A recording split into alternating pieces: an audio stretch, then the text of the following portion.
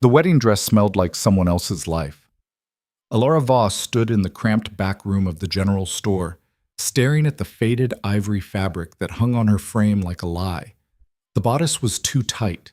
The hem dragged in the dust. Somewhere in the years since this dress had been new, its original owner had probably smiled, had probably meant the words she spoke at the altar. Alara wouldn't even get that mercy. "Stop fidgeting!" Her brother's voice cut through the silence, sharp and impatient. Thomas stood by the door, arms crossed, watching her the way a man watches livestock before market. "You'll wrinkle it."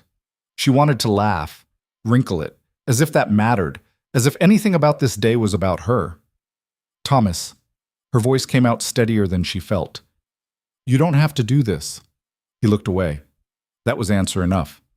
"I'm your sister, and I'm out of options." His jaw tightened. "The debt's real, Alara. Crowley doesn't wait, doesn't forgive. You think I want this?" "I think you found a solution that doesn't cost you anything." The words landed like a slap. Thomas flinched, but he didn't argue. Couldn't. Because they both knew the truth. He'd gambled away their parents' farm, borrowed money from men who collected in blood. And when the reckoning came, he'd offered up the only thing he had left. Her. "Rowan Hale's a decent man," Thomas said quietly. "He won't hurt you. He's a stranger. He's paying off my debt. That makes him family." Laura turned back to the mirror. The woman staring back at her looked hollow. 23 years old and already used up, traded away like furniture. Her dark hair had been pinned into some approximation of elegance, but loose strands escaped at her temples. Her eyes, green, her mother used to say, like spring grass, looked dull now. Winter eyes. Frozen over. She thought about running, just walking out the back door, into the street, into the hills beyond town. But she had no money, no horse, nowhere to go. Thomas had made sure of that. Sold everything that wasn't nailed down to cover his debts. And when that wasn't enough, he'd sold her too. 5 minutes, Thomas said, pulling out his pocket watch. "Preacher's waiting." Alara closed her eyes, took a breath, then another. This was survival, that's all it was. People did worse things to stay alive. She picked up the small bouquet someone had left on the chair. Wildflowers, probably picked that morning, already wilting in the heat. They felt like a joke. Like someone was playing at tradition when everyone knew this wasn't a real wedding. It was a transaction. Thomas opened the door. The church was small, wooden, built by miners who'd long since moved on to richer claims. Only a handful of people sat in the pews, curious townsfolk who had nothing better to do on a Thursday afternoon than watch a woman get bartered away. Alara recognized some of them. Mrs. Whitmore, who ran the boarding house. The blacksmith's wife. A few ranch hands she'd seen around town. And at the front, beside the preacher, stood Rowan Hale. Alara had seen him exactly twice before today. Once, 3 weeks ago, when Thomas had introduced them outside the saloon. Rowan had tipped his hat, said something polite she couldn't remember, and left. The second time was when he'd come to finalize the arrangement, standing in Thomas's rented room while her brother counted out the terms like she wasn't even there. Now, seeing him at the altar, Alara tried to find something to hold on to, some detail that might tell her who this man really was. He was tall, lean in the way men get when they work hard and eat little. Somewhere in his early 30s, though the sun had aged his face into something older. His hair was dark, cut short. His clothes were clean but worn. A dark jacket that had seen better years, trousers tucked into scuffed boots. His hands, clasped in front of him, were scarred and calloused. But it was his face that caught her. Not handsome, exactly. Too rough for that. His jaw was strong, shadowed with stubble. A scar cut through his left eyebrow, pale against tanned skin. And his eyes, gray, like storm clouds, watched her walk down the aisle with an expression she couldn't read. Not hunger, not satisfaction, just observation. Like he was trying to figure her out too. The walk felt endless. Each step echoed in the quiet church. Alara kept her chin up, her spine straight. If she was going to be sold, she'd at least do it with dignity. When she reached the altar, Rowan didn't smile, didn't reach for her hand. He just gave a small nod, acknowledging her presence, and turned to face the preacher. The ceremony was brief, mechanical. The preacher spoke the words he'd probably spoken 100 times, his voice bored and hurried. Alara heard none of it. Her mind was somewhere else, back on the farm before her parents died, when life had been simple, when Thomas had been a brother, not a coward. "Do you, Alara Marie Voss, take this man?" She heard that part. Her throat tightened. This was it, the moment where she could still say no, could walk out, face whatever consequences came. But where would she go? "I do." The words tasted like ash. Rowan's turn. He didn't hesitate. "I do." His voice was low, rough. A rancher's voice worn down by wind and silence. "Then by the power vested in me." The preacher droned on. Alara felt dizzy. The walls of the church seemed to close in, the air too thick to breathe. This was real. This was happening. In a few seconds, she would be bound to a man she didn't know, in a life she didn't choose, and there was nothing. "You may kiss the bride." Rowan turned to her. For a moment, their eyes met. And in that brief second, Alara saw something unexpected. Hesitation. He didn't want this either. The realization hit her like cold water. This wasn't just her nightmare, it was his too. Whatever arrangement he'd made with Thomas, whatever reasons he had for needing a wife, he looked just as trapped as she felt. Rowan leaned in. She braced herself, but the kiss never came. Instead, he pressed his lips briefly to her forehead, a gesture so unexpected, so strangely gentle, that Alara forgot to breathe. When he pulled back, his eyes found hers again. "I'll give you a reason to smile," he said quietly. Only she could hear it. "I promise." Then he stepped back, and the moment broke. The preacher clapped his hands together. "Well then, congratulations." A smattering of polite applause from the pews. Alara felt numb. Rowan offered his arm. She took it because she didn't know what else to do. They walked back down the aisle together, strangers bound by law and desperation. Outside, the afternoon sun was brutal. Alara squinted against the glare, her head pounding. A wagon waited in the street. Rowan's, she assumed. Rough-built, practical. 2 horses hitched to the front, their tails flicking at flies. Thomas appeared at her elbow, his expression somewhere between relief and guilt. "Well," he said awkwardly, "I suppose this is it." Alara looked at him. Her brother. The person who was supposed to protect her. "Yes," she said flatly. "I suppose it is." He flinched, opened his mouth like he wanted to say something, an apology maybe, or some useless justification, but Rowan cut him off. "We should go. Long ride ahead." Thomas nodded quickly, grateful for the escape. He stepped back. Didn't even try to hug her. Rowan helped Alara into the wagon. His hand was steady, impersonal. Once she was seated, he climbed up beside her and took the reins. "Wait." Thomas stepped forward, pulling an envelope from his coat. "Her things, what she has left." Rowan took it without comment and tucked it into his jacket. Then, with a snap of the reins, they were moving. Alara didn't look back. The town disappeared behind them quickly. 1 minute, there were buildings and people and noise.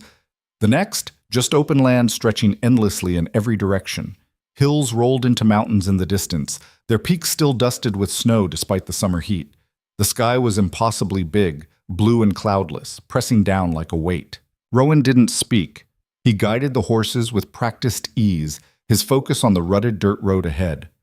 Alara sat beside him, hands folded in her lap, the wilted bouquet crushed between her fingers. She should say something, ask something. Where are we going? How far? What happens when we get there? But the words wouldn't come. An hour passed, then 2. The silence stretched between them, thick and uncomfortable. The only sounds were the creak of the wagon, the clop of hooves, the occasional cry of a hawk overhead. Finally, Rowan spoke. "There's water in the canteen, behind the seat." Alara glanced at him, startled. His eyes stayed on the road. "Thank you," she said quietly. She reached back and found the canteen, dented metal, warm from the sun. The water inside tasted stale but clean. She drank sparingly, aware that she didn't know when they'd find more. When she offered it to Rowan, he shook his head. "Keep it." More silence. Alara studied the landscape. The land here was beautiful in a brutal way. Wild grasses bending under the wind, clusters of sage and juniper clinging to rocky soil. Everything looked sun-bleached, faded, like the color had been burned out of the world. "How much farther?" she asked eventually. "Another 3 hours, maybe 4. Her heart sank. Hours. She'd be stuck in this wagon, beside this stranger, for hours more. Is it always this quiet? Rowan's mouth twitched, almost a smile. Out here? Yes. Do you live alone? I did. The past tense hung between them. Alara looked down at her hands. The wedding ring Rowan had slipped onto her finger during the ceremony caught the light. Plain gold, no adornment. It felt foreign, heavy. Why did you need a wife? The question came out before she could stop it. Rowan was quiet for a long moment. She thought he might not answer. Land office requires it, he said finally, for homestead claims. Married men get priority, more acreage. So this is about land. Isn't everything? He wasn't wrong. Out here, land was survival. Without it, you were nothing. Alara understood that better than most. And the money you paid Thomas? A debt's a debt. You didn't have to. Yes, I did. His voice was firm, but not unkind. Your brother made a deal. I honored it. That's the end of it. Alara bit her lip. She wanted to argue, to push back. But what was the point? It was done. She was married to this man, bound to his land, his life. Fighting about the reasons wouldn't change anything. What do you expect from me? She asked instead. Rowan glanced at her, really looked at her, for the first time since they'd left town. I expect you to survive, he said simply. It wasn't the answer she'd expected. No demands, no list of duties, just survival. That's it? That's enough. The wagon hit a rut, jostling them both. Alara grabbed the edge of the seat to steady herself. Rowan's hand shot out instinctively, steadying her shoulder before pulling back just as quickly. Sorry, he muttered. Road's rough. It's fine. Another hour crawled by. The sun began its descent, painting the sky in shades of orange and pink. The temperature dropped, the heat of the day fading into something cooler. Alara pulled her shawl tighter around her shoulders. You cold? She shook her head. I'm fine. There's a blanket in the back, if you need it. I said I'm fine. Rowan nodded and said nothing more. By the time the homestead came into view, the sun was a red disk sinking below the horizon.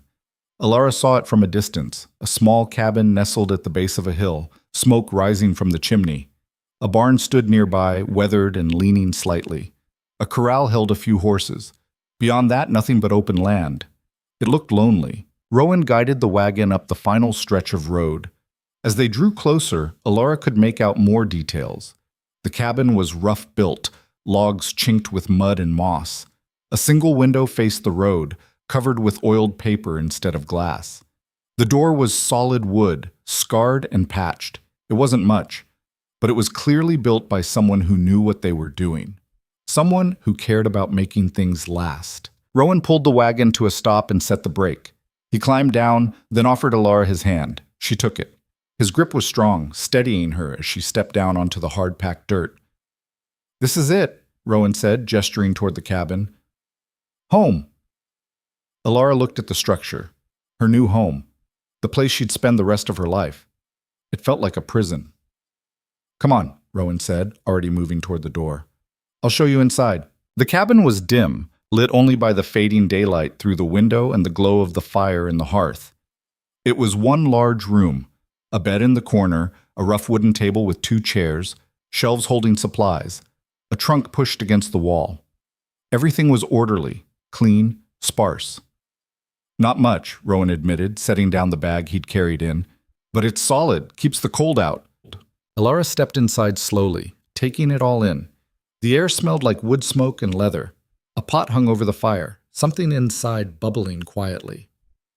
That's stew, Rowan said, following her gaze. Left it on this morning. Should be ready. She nodded mutely. Rowan moved past her, opening the trunk and pulling out a folded blanket. You can have the bed. I'll sleep out in the barn. Alara turned sharply. What? The bed. It's yours. This is your home. It's our home now. He said it matter-of-factly, like it was the most obvious thing in the world. You're my wife. You get the bed. I didn't ask for... I know. He met her eyes. But I'm giving it anyway. No arguments. Elara stared at him, searching for some hidden motive, some expectation lurking beneath the surface. But there was nothing, just that same steady, unreadable expression. "Why?" she asked quietly. Bruce. "Because you're tired. Because today was hard. Because you deserve at least that much." He turned away before she could respond, ladling stew into 2 bowls and setting them on the table. "Eat," he said. "Then get some rest. We'll figure out the rest tomorrow." Elara sat down slowly. The stew was simple: venison, potatoes, carrots, but it was hot and filling.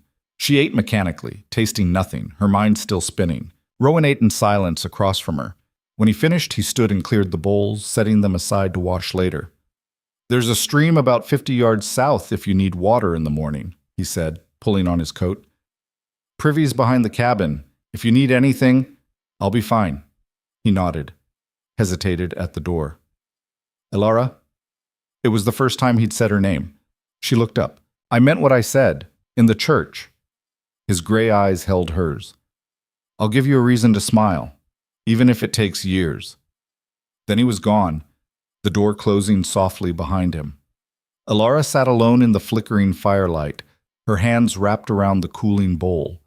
And for the first time since Thomas had told her what he'd done, she let herself cry. Not loud, not desperate. Just quiet, exhausted tears that slipped down her cheeks and dripped onto the rough wooden table. She cried for the life she'd lost, for the brother who'd betrayed her, for the future she'd never have.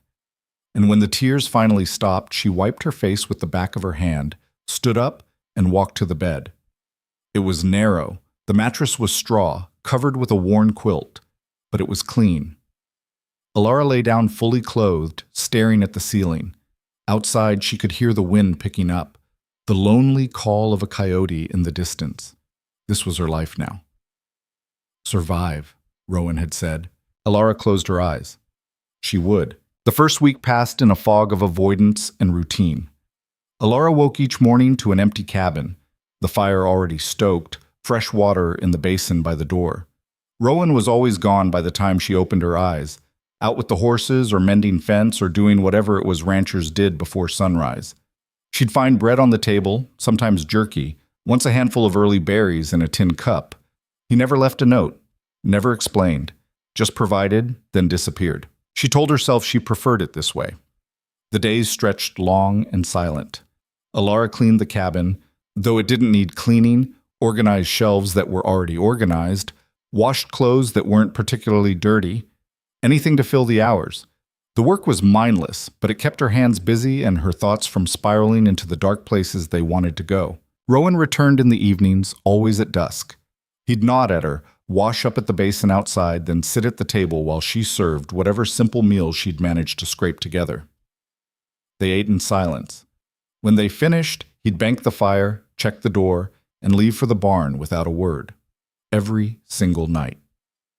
On the 8th day, Elara woke to rain. It drummed against the cabin roof in a steady rhythm, seeping through cracks she hadn't noticed before. She got up and moved the wash basin to catch the worst of the drips, then stood at the window watching water turn the hard dirt outside into thick mud. The landscape looked different in the rain, softer somehow, less brutal. She was still standing there when Rowan came in, soaked through and tracking mud across the floor she'd scrubbed the day before. "Storm's settling in," he said, shaking water from his hat. "Could last a few days." Elara watched mud spread across the clean planks. Something in her chest tightened. "You're dripping everywhere." He looked down, then back at her. "I'll clean it." "I just washed that floor." "I know. I'm sorry." The apology should have helped. Instead, it made everything worse. She didn't want his apologies, didn't want his careful distance or his quiet considerateness, or the way he treated her like something fragile that might shatter if he got too close. Just, she stopped herself, took a breath. "Take off your boots next time." Rowan nodded slowly. "All right." He started to leave, then paused at the door. "There's a leak, above the bed." "I know, I moved the basin." "I'll patch it when the rain stops." "Fine." He lingered another moment like he wanted to say something else, but whatever it was, he swallowed it down and left. Elara listened to his footsteps fade across the muddy yard. Then she grabbed a rag and started mopping up the mess he'd made, scrubbing harder than necessary, her jaw clenched so tight it ached. The rain continued for 3 days straight. By the second day, the cabin felt like a cage. Alara had reorganized everything twice, mended clothes that didn't need mending, and scrubbed surfaces until her hands were raw. The walls pressed in. The silence became oppressive. She found herself standing at the window for hours, watching rain turn the world gray and formless. Rowan stayed in the barn mostly, only coming in for meals. The few times they occupied the cabin together, the air felt thick with unspoken words. He'd sit at the table working on some piece of tack, leather, and tools spread out in front of him, while she pretended to read a water-stained book she'd found on the shelf. Neither of them spoke. On the third evening, something broke. Alara was cooking beans and salt pork, the same thing they'd eaten for the past week because that's what there was. She stirred the pot mechanically, watching steam rise and dissipate. Behind her, Rowan sat at the table, stitching a bridle that had come apart. The silence stretched, pressed down, suffocated. "Do you ever talk?" The words came out sharper than she'd intended. Rowan's hands stilled. "What? Talk. Have a conversation. Say anything that isn't about water or weather or fixing things." He set down the bridle slowly. "I talk when there's something to say. There's always something to say." "Is there?" Alara spun around to face him. "I've been here over a week and I know nothing about you. Where you're from, how you ended up here, why you needed a wife badly enough to pay off a stranger's debt. Does it matter?" "Yes!" The word burst out of her. "Yes, it matters. I'm stuck here, married to you, living in your cabin, eating your food, wearing this—" She held up her hand, the gold band catching the firelight. "And I don't even know who you are."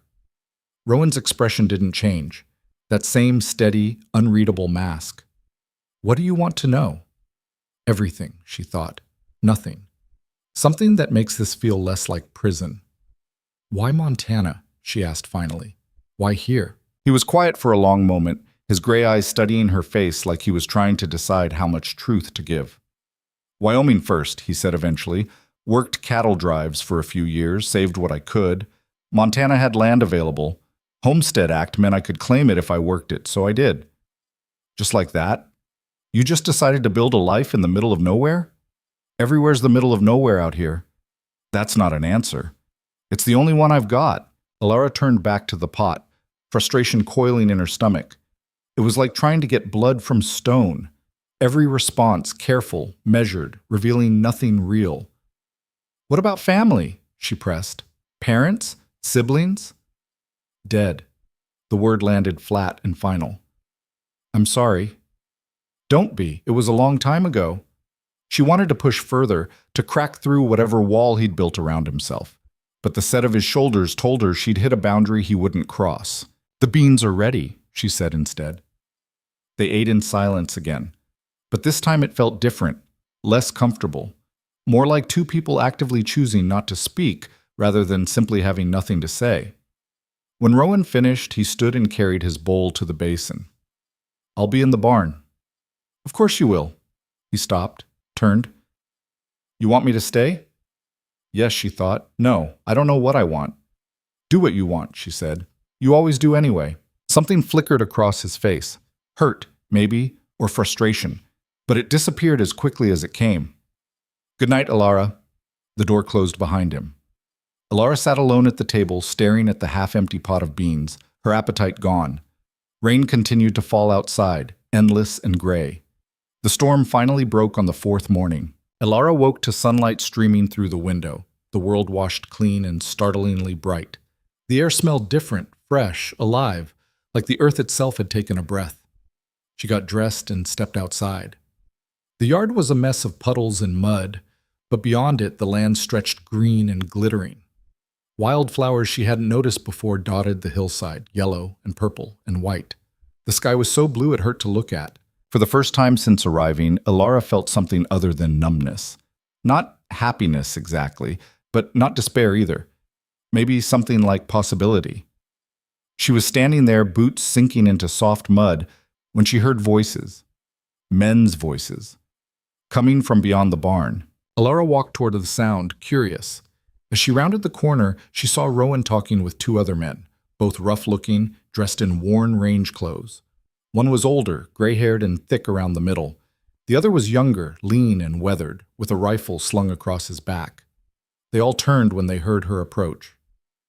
"Ma'am," the older man said, tipping his hat. Rowan's eyes met hers briefly before he gestured toward the men. "This is Frank Tillman and his son Daniel. They run cattle on the next property over." 15 miles east, Frank added with a grin, "which makes us practically neighbors out here." Alara managed a small nod. "Nice to meet you." "Heard Rowan got himself hitched," Daniel said, looking her over with open curiosity. "Didn't quite believe it till now." "Daniel," Frank said sharply. "What? I'm just saying—" "He's saying I didn't seem the marrying type," Rowan cut in, his tone neutral. "He's not wrong." Frank cleared his throat awkwardly. "We were just telling Rowan about the situation up north. Found some tracks near Beaver Creek. Wolf pack, looks like. Big one. Been taking calves," Daniel added. "Lost 3 last week alone." Rowan's expression hardened. "How many in the pack?" "Hard to say. At least 5. Maybe more." "We're organizing a hunt," Frank said. "Day after tomorrow. Could use another gun if you're willing." Rowan nodded slowly. "I'll be there." "Good man." Frank clapped him on the shoulder, then turned to Alara. "Pleasure meeting you, ma'am. You need anything? Our place is due east. Just follow the creek." "Thank you." The Tillmans mounted their horses and rode off, leaving Alara and Rowan standing in the muddy yard. "Wolf pack?" she asked. "Happens sometimes. They come down from the mountains when game gets scarce, go after livestock. Is it dangerous?" "Can be." She waited for him to elaborate. He didn't. "So you're just going to ride out and hunt wolves?" "That's what needs doing." Alara felt something twist in her chest, not quite fear, more like the realization that this was her life now, waiting while her husband rode out into danger, not knowing if he'd come back. "What if something happens to you?" Rowan looked at her surprised. "I'll be careful." "That's not what I asked." He was quiet for a moment. Then, "If something happens, Frank knows the situation. He'll make sure you're looked after." "I don't want to be looked after. I want—" She stopped, unsure how to finish. "What?" "Nothing. Never mind." But Rowan didn't move. He stood there studying her with those storm-gray eyes, and for once she couldn't read his expression at all. "I'll come back," he said finally. Quiet, almost gentle. "You can't promise that." "No, but I can try." It wasn't enough, but it was all she had. The day of the hunt, Rowan left before dawn. Alara watched from the window as he saddled his horse, checked his rifle, and rode off into the pre-dawn darkness. The emptiness he left behind felt heavier than usual. She spent the day trying to stay busy, hauled water from the stream, weeded the small vegetable patch behind the cabin that she'd only just discovered, made bread that came out dense and flat because she couldn't focus long enough to get the measurements right. By evening, her nerves were frayed. She kept glancing toward the horizon, looking for riders, listening for gunshots, imagining all the ways things could go wrong. Night fell. No sign of Rowan. Alara lit the lamp and sat at the table, hands wrapped around a cup of tea that had long gone cold. The cabin felt enormous and empty. Every creak of the walls made her jump. She told herself she was being ridiculous. He was fine. This was just what ranch life was like. Men rode out, handled problems, came back when it was done. But the fear sat heavy in her stomach anyway. It was nearly midnight when she finally heard hoofbeats. Alara rushed to the door, throwing it open. Rowan was dismounting in the yard, moving stiffly. Even in the dim light from the cabin, she could see blood on his sleeve. "You're hurt." "It's nothing. You're bleeding." "Just a scrape." He started toward the barn, leading his horse. Alara followed. "Rowan, I need to unsaddle him first." "I don't care about the horse." He stopped, turned to look at her. In the moonlight, she could see how exhausted he was. Dirt streaked across his face, his clothes torn and filthy. But it was his eyes that caught her, dark with something she couldn't name. "Did you kill them?" she asked quietly. "4 of them. 1 got away." "And the blood?" "One of them got close, caught me with its claws before I could shoot." He flexed his arm, wincing. "I'll clean it up." "Come inside, I'll do it." "Alara," I said, "I'll do it." Her voice came out harder than she'd intended. You can't reach it properly yourself. Don't argue. For once, he didn't. Inside the cabin, Rowan sat heavily at the table while Ilara heated water and gathered the medical supplies she'd found stored in the trunk. Her hands shook slightly as she worked, but she forced them steady. Take off your shirt. He hesitated, then complied. The wound ran along his upper arm, 3 deep scratches, still seeping blood. They looked painful. Ilara cleaned the gashes carefully, trying not to notice the scars that covered his torso. Old wounds, long healed, evidence of a hard life she knew nothing about. This might hurt, she warned before pressing a cloth soaked in whiskey against the cuts. Rowan hissed through his teeth but didn't pull away. Sorry. It's fine. Needs doing. She worked in silence, cleaning and bandaging the wound with hands that grew steadier as she focused. When she finished, she stepped back. Done? Keep it clean.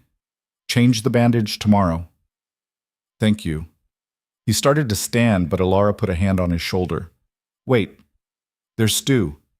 You should eat. I'm all right. You've been out since before dawn. You're not all right. She ladled stew into a bowl and set it in front of him before he could argue. Rowan stared at it for a moment, then picked up the spoon. Ilara sat across from him, watching him eat. He looked hollow, used up. Was it bad? She asked quietly. Bad enough? The one that got away, will it come back? Maybe. Wolves are smart, might decide easier prey elsewhere. He paused. We'll keep watch. Set traps if we need to. We? He looked up at her. This is your home too now. Your land. Your livestock. That makes it your problem as much as mine. The words shouldn't have meant anything, but somehow they did.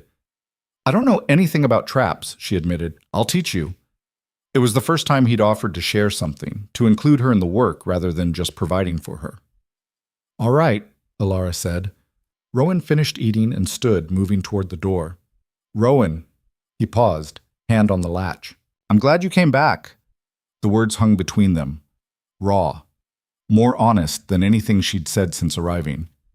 He didn't turn around, but she saw his shoulders shift, some tension releasing. Me too, he said quietly. Then he was gone, back to the barn like always. But something had shifted, something small but important. Ilara cleaned up the dishes and banked the fire. When she lay down that night, she didn't cry, didn't feel that crushing weight of hopelessness. Instead, she felt something closer to relief. The days that followed fell into a new rhythm. Rowan still slept in the barn, still kept his distance. But he started talking more.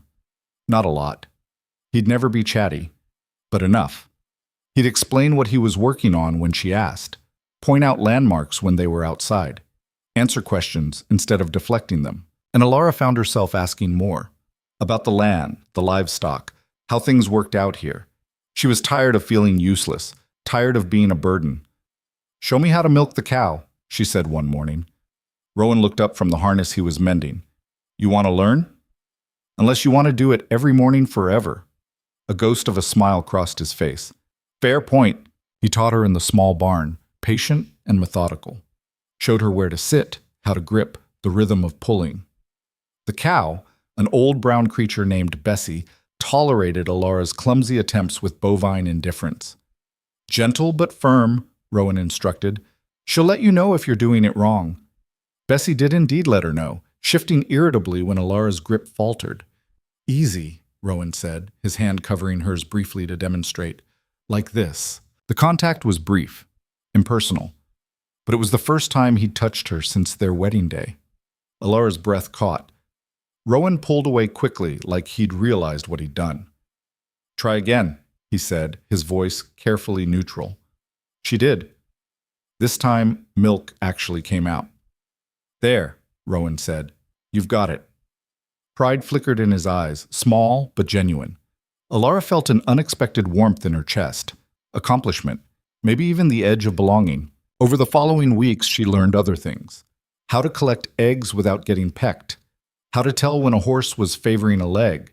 How to read the sky for weather changes. Rowan taught her with quiet patience, never making her feel stupid for not knowing things that were second nature to him. And slowly, carefully. The distance between them began to shrink. Not dramatically. They weren't friends, certainly not anything more. But they were becoming something. Partners, maybe. In survival, if nothing else. Then, on a cool morning in early autumn, everything changed. Elora was gathering kindling near the tree line when she heard it, a sound that didn't belong. Faint. Weak. Almost like crying. She froze, listening. There it was again. Coming from somewhere deeper in the woods. Every instinct told her to go back to the cabin, get Rowan. Don't investigate alone.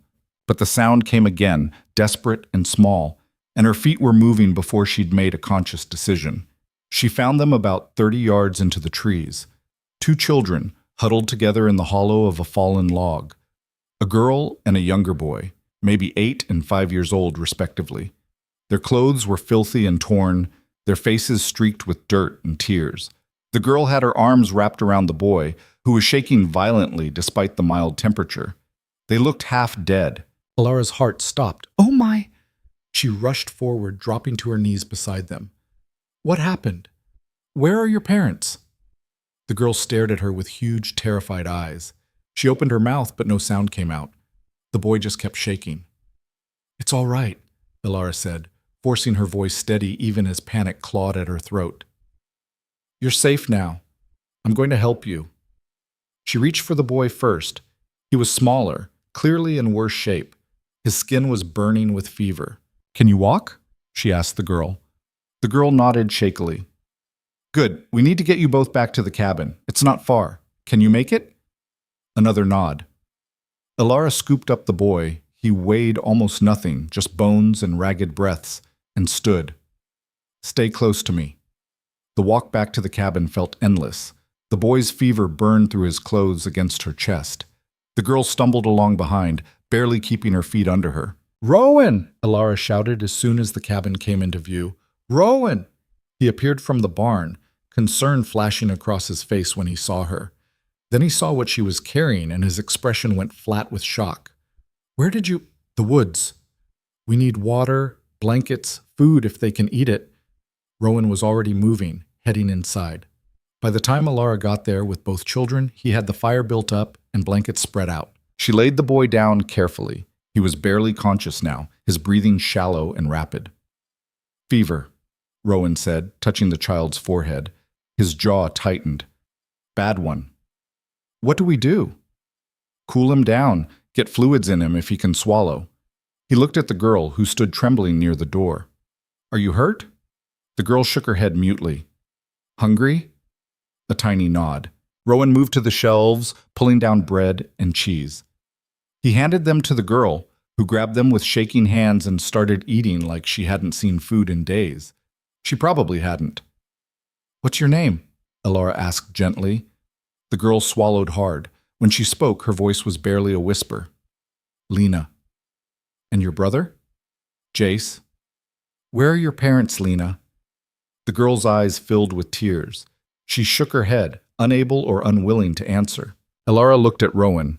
He met her gaze, and in that moment, they shared the same thought. These children were alone.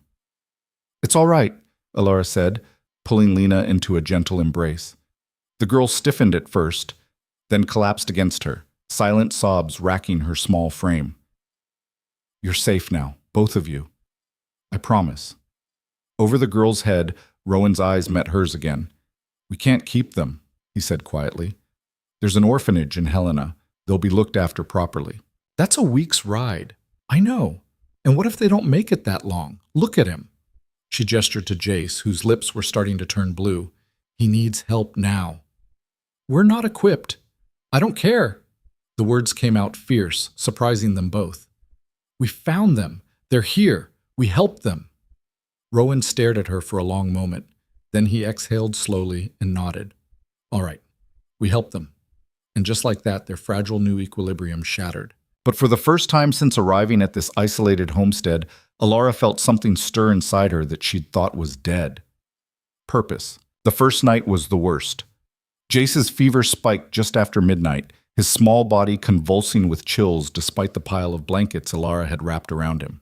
She sat on the floor beside the bed, pressing cool cloths to his forehead, watching his face twist with fever dreams she couldn't reach. Rowan had rigged a makeshift cot for Lena near the fire, and the girl lay there curled into a tight ball, eyes wide open, watching everything. She hadn't spoken again since giving her name, just ate what they offered and retreated into silence. His breathing's getting worse, Alara said, not bothering to hide the fear in her voice. Rowan crouched beside her, listening to the rattling wheeze coming from Jace's chest. His jaw tightened. Pneumonia, maybe. Or something close to it. What do we do? Keep him warm. Get fluids in him when he's conscious enough to swallow. Steam might help the breathing. He stood, moving toward the pot hanging over the fire. I'll heat water. Put some pine needles in it. The vapor should ease his lungs some. Alara watched him work, this man who'd claimed not to know how to care for children. But his hands were steady, his movements certain, like he'd done this before. How do you know all this? She asked. Rowan didn't look up. You live out here long enough. You learn. No doctors to run to when things go wrong. The water boiled. He added a handful of crushed pine needles, and soon the cabin filled with sharp, clean-smelling steam. Jace's breathing eased slightly, the terrible wheezing quieting to something less desperate. Better, Rowan said, but he's not out of it yet. Will he make it? The question hung between them. Rowan looked at the boy, this scrap of a child who'd appeared out of nowhere, fighting for every breath. I don't know, he said honestly, but we'll do everything we can. They worked in shifts through the night. Rowan kept the steam going while Alara tried to get small sips of water past Jace's cracked lips. Lena watched from her cot, silent as a ghost. By dawn, Jace's fever had dropped slightly. Not much, but enough that his breathing steadied and his eyes flickered open once or twice. Alara sagged with relief. Get some sleep, Rowan said, touching her shoulder briefly. I'll watch him. I'm fine. You've been up all night. You're no good to anyone if you collapse. His voice was firm, but not unkind. Sleep. That's not a request. She was too exhausted to argue. Alara moved to the cot Rowan usually slept on, the one he'd given up for Lena, and lay down fully clothed. Within seconds, darkness pulled her under. When she woke, sunlight streamed through the window and voices drifted from somewhere nearby. Low, careful voices. Alara sat up, disoriented. Rowan sat at the table with Lena, showing her something. It took a moment for Alara's sleep-fogged brain to register what it was. A carved wooden horse. Small, simple, but clearly made with care. My pa used to make things like this, Lena was saying, her voice still barely above a whisper. Before... She stopped, swallowed hard. Rowan didn't push. He just nodded and turned the carving over in his hands.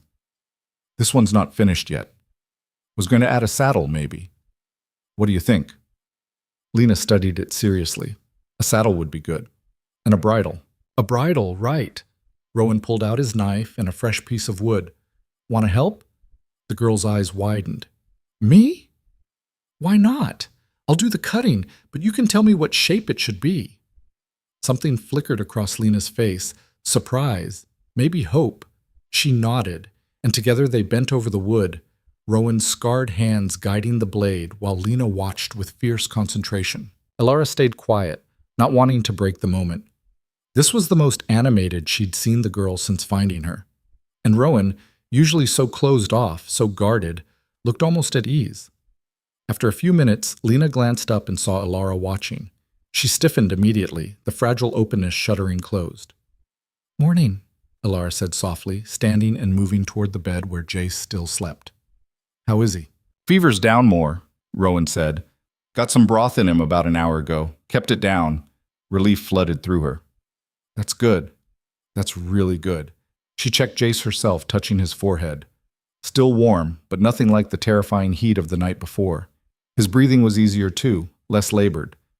Hey there, she murmured when his eyes cracked open. How are you feeling? The boy stared at her with confusion and fear. His lips moved, forming a word she couldn't hear. What is it, sweetheart? Lena, he whispered. Want Lena. I'm right here, Jace. Lena was off the chair in an instant, kneeling beside the bed and taking her brother's hand. I'm right here. You're okay. Jace's eyes found his sister, and some of the tension left his small body. Tired. Then sleep. I'll stay with you. He closed his eyes again, but his hand stayed locked around Lena's. Alara moved away to give them space.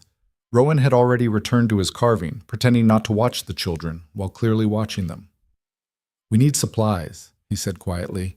"Food, medicine if I can get it, maybe some clothes that actually fit them. The nearest town. 2 days' ride. I'll leave this afternoon, be back by week's end." Panic flared in Alara's chest. "You're leaving me alone with them? You'll be fine." "Rowan, I don't... What if Jace gets worse? What if something happens and I can't..." "You'll manage." He looked at her steadily. "You got them this far. You'll keep them going." "That's not the same as knowing what to do." "Sure it is." He stood gathering the carving supplies. "Most of living is just figuring it out as you go. You're already doing that." The words should have been reassuring. Instead, they terrified her. But Rowan was right. They needed supplies, and someone had to stay with the children. "Fine," she said. "But if anything goes wrong, it won't. And if it does, you'll handle it." He paused at the door. "You're stronger than you think, Alara." Then he was gone, leaving her standing in the middle of the cabin with 2 broken children and no idea what she was doing. The first day alone passed in a blur of small crises. Jace's fever spiked again mid-morning, sending Alara into a near panic before she remembered the steam. She boiled water with pine needles like Rowan had done, holding the pot close to the bed until Jace's breathing eased. Lena helped without being asked, fetching water and keeping the fire going, but she still wouldn't talk beyond the bare minimum. Alara tried asking gentle questions. Where had they come from? What had happened to their parents? But the girl just shook her head and went silent. By evening, Alara was exhausted and frustrated. She'd managed to keep both children alive, but barely. Every sound made her jump. Every change in Jace's breathing sent her heart racing. She was cleaning up from a meager dinner when Lena finally spoke. "Why are you helping us?" Alara turned, surprised. The girl stood by the fire, arms wrapped around herself, her expression guarded but curious. "Because you needed help," Alara said simply. "But you don't know us." "Does that matter?" Lena's brow furrowed. "Most people wouldn't. Most people would have just left us." The words carried a weight that made Alara's chest ache. What had these children been through? "Well, I'm not most people," she said, "and neither is Rowan." "The man. Your husband." "Yes." "He seems okay." Lena said it carefully, like she was testing the words. "He didn't yell or nothing, even when Jace knocked over the water." Alara thought about that, about Rowan's quiet patience with the children, the way he'd shown Lena the carving without making a big deal of it, how he'd trusted Alara to handle things while he was gone. "He's a good man," she said, and realized she meant it. Lena nodded slowly, then, so quietly, Alara almost missed it. "Our pa wasn't." The confession hung in the air like smoke. Alara wanted to ask more, to understand. But the shuttered look was back on Lena's face, and she knew pushing would only drive the girl further away. "You're safe here," she said instead. "Both of you. I promise." Lena didn't respond, but later when Alara checked on them before bed, she found Lena curled up next to Jace, one hand still gripping his, and something in the girl's posture had softened. Maybe she was starting to believe it. The second day was easier. Jace woke with more color in his cheeks and actually asked for food. Alara made him thin porridge, and he ate half of it before falling back asleep. Progress. Lena emerged from her shell slightly, asking questions about the cabin, the animals, the land around them. Alara answered what she could, surprised by how much she'd learned in the few months she'd been here. "Do you like it?" Lena asked suddenly. "Living out here?" Alara paused, considering. A month ago, she would have said no without hesitation. This place had felt like exile, punishment. But now? "I'm getting used to it," she admitted. "It's hard, lonely sometimes, but there's a kind of freedom to it too. No one telling you who to be or what to do." Lena absorbed this quietly. "Our ma used to say the frontier was where people went to disappear." "Is that what you were doing? Disappearing?" The girl's face closed off. "We should check on Jace." Subject change. Alara let it go. By the third day, routine had established itself. Alara found herself talking to the children more naturally, explaining what she was doing as she worked. Lena started helping with small tasks, gathering eggs, sweeping the floor. Even Jace, still weak, would watch from the bed with curious eyes. The cabin felt different, fuller somehow. Less like a prison and more like— she didn't want to say it, didn't want to jinx whatever fragile thing was building, but it almost felt like a home. Rowan returned on the 5th day, just after dawn. Alara was outside drawing water when she heard hoofbeats. Relief flooded through her so suddenly she nearly dropped the bucket. He looked exhausted, dusty from the road, but his eyes went straight to her. "Everything all right?" "Fine. Good, actually. Jace is much better. Lena's been helping." Something eased in his expression. "Good." He dismounted and started unloading supplies from the saddlebags: food, fabric, a small bottle of medicine. And tucked among it all, more carved animals. A deer, a rabbit, a bird, and— "You made these?" Alara asked, picking up the deer. "Had some downtime at the inn. Figured the boy might like them." Her throat tightened. This hard, quiet man had spent his evenings carving toys for a child he barely knew. "He will," she said. "They both will." Inside, Lena's face lit up when she saw the carvings, actual joy breaking through her usual wariness. Jace reached for them with weak but eager hands, arranging them carefully on the blanket beside him. "Thank you," Lena whispered to Rowan. He nodded, clearly uncomfortable with the gratitude. "Just some wood." "It's not just wood," Alara said firmly. "It's kind. Say you're welcome." Rowan shifted, then mumbled, "You're welcome." Over the next week, the children grew stronger. Jace's fever disappeared entirely, and though he was still too thin and tired easily, he started sitting up, playing with the carved animals, even laughing at things Lena said. Lena herself slowly opened up, not all at once, but in fits and starts. A comment here, a story there. Alara learned their mother had died 2 years ago. Their father had been— the girl's words were vague, but the implications clear— not a good man. He'd brought them west promising a better life, then abandoned them when things got hard. They'd been alone for weeks before Alara found them, surviving on whatever they could scavenge, hiding in the woods, terrified and starving. "We thought we were going to die," Lena admitted one evening. She and Alara were washing dishes while Rowan showed Jace how to whittle. "I tried to keep Jace going, but I didn't know what to do, and then you found us." "I'm glad I did," Alara said truthfully. "Are you going to send us away to an orphanage or something?" The question caught Alara off guard. She looked across the cabin to where Rowan sat with Jace, his large hands guiding the boy's small ones, patient and careful. They should send them away. That had been the plan. Get them healthy, then find them a proper home. But the thought of putting these children back out into the world, into an institution where they'd be numbers, not names, made something in her chest rebel. "I don't know," she said honestly. "That's not just my decision. But if it was—" Alara met the girl's eyes, saw hope there, fragile and desperate. "If it was, I'd let you stay." Lena's breath caught. "Really?" "Really." But it wasn't just her decision. And she had no idea how Rowan would feel about keeping 2 children they'd found in the woods. That night, after the children were asleep, Alara broached the subject. "We need to talk about them." Rowan looked up from the harness he was mending. "Figured we would eventually." Lena asked if we're sending them away. "What did you tell her?" "That it's not just my choice." Alara took a breath. "Rowan, I know this wasn't part of the plan. I know we barely know each other, and adding 2 children to this, whatever this is, seems impossible. But I can't send them back out there. I can't." He was quiet for a long moment, his expression unreadable. "You want to keep them?" It wasn't a question.